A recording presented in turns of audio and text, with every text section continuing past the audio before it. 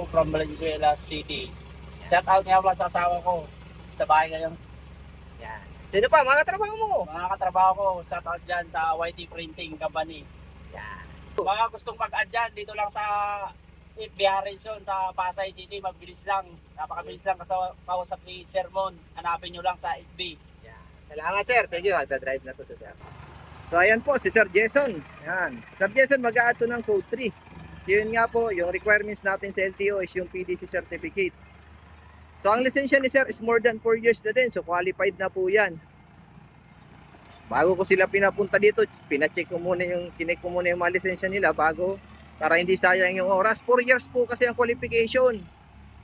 Dapat 4 years na professional yung license nyo bago kayo mag code 3.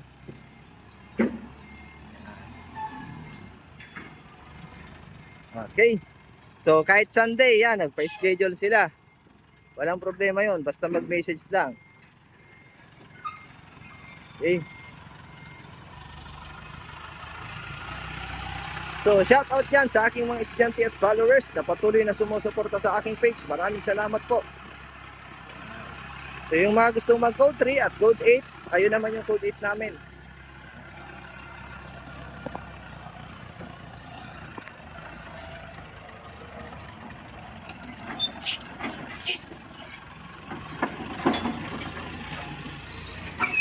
Okay. Parking ang gagawin ito ni sir.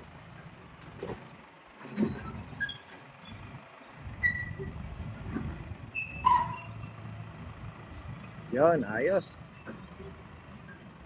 Code ano na lang talaga, code 3 ang kailangan ni sir. Yun nga, sa bagong code kasi ngayon mga sir, double check nyo yung likod ng license nyo. Ibang iba na po yung code natin ngayon mga sir.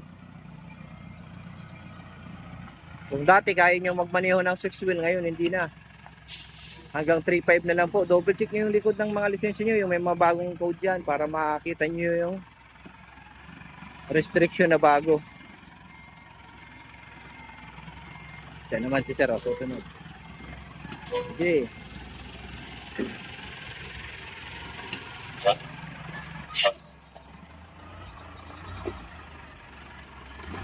Up, brake.